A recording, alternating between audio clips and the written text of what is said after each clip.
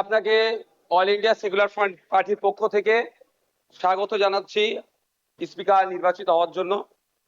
আমরা আশা করব আগামী 5 বছর আপনার নেতৃত্বে এই অগাস্ট হাউস তার গরিমাকে বহন করে চলবে এবং সাথে সাথে আমরা যারা বিরোধী আছি তাদের সর্বোৎকৃষ্ট জায়গা মতামতের জায়গা হচ্ছে এই অগাস্ট হাউস।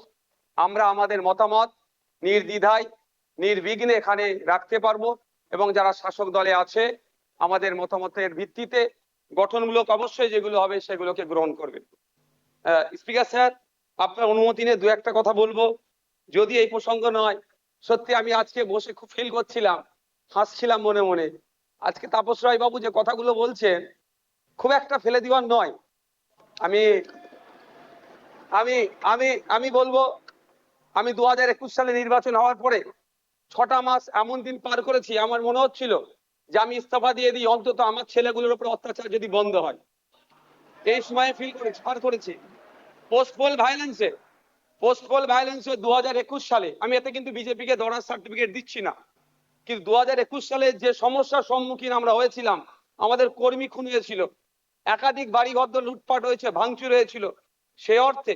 তবে হ্যাঁ, একটা জিনিস, এই 2026-এ দাঁড়িয়ে কিন্তু বেশ কিছু ধর্মের স্থান আক্রান্ত হয়েছে। মাননীয় মুখ্যমন্ত্রী মহাশয়কে এবং বিজেপি যারা আছে তাদেরকে বলবো সেইগুলো আপনারা লক্ষ্য রাখবেন, সেগুলো লক্ষ্য রাখবেন। আজকে এই হাউসে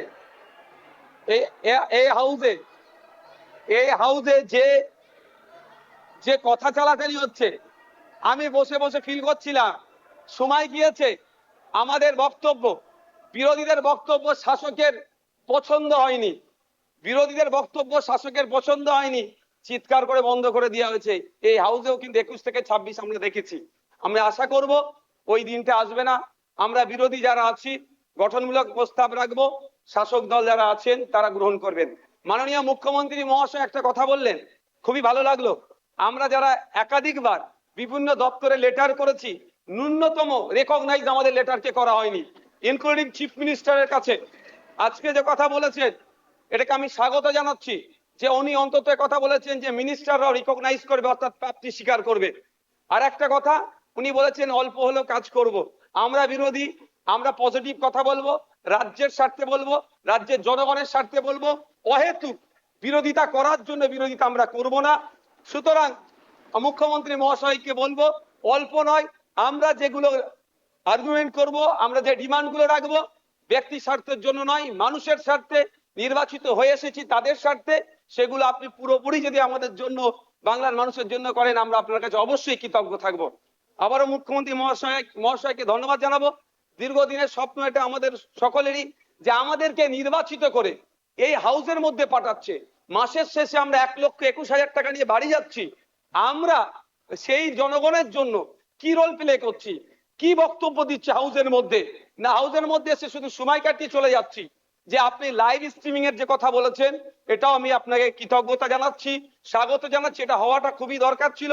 বাংলার মানুষ অন্তত আগামী নির্বাচনগুলোতে তাদের জনপ্রতিনিধি হিসাবে কাদেরকে চুজ করবে, কেমন মানুষকে পাঠানো দরকার, তারা যেখানে বাংলার আইন তৈরি হচ্ছে আগামী 5 বছর, বাংলার শিক্ষা, স্বাস্থ্য, কর্মসংস্থান থেকে শুরু করে কৃষকের রুজি রুটির প্রশ্নে, প্যারা টিচার থেকে শুরু করে বিভিন্ন ক্ষেত্রে সমকাজে সমবেতন নিয়ে, এক কথায় আগামী 5 বছর বাংলা কিভাবে চলবে, বাংলার মানুষের স্বার্থে কি আইন তৈরি হচ্ছে, আইন পজিটিভ, একটু ছোট করুন।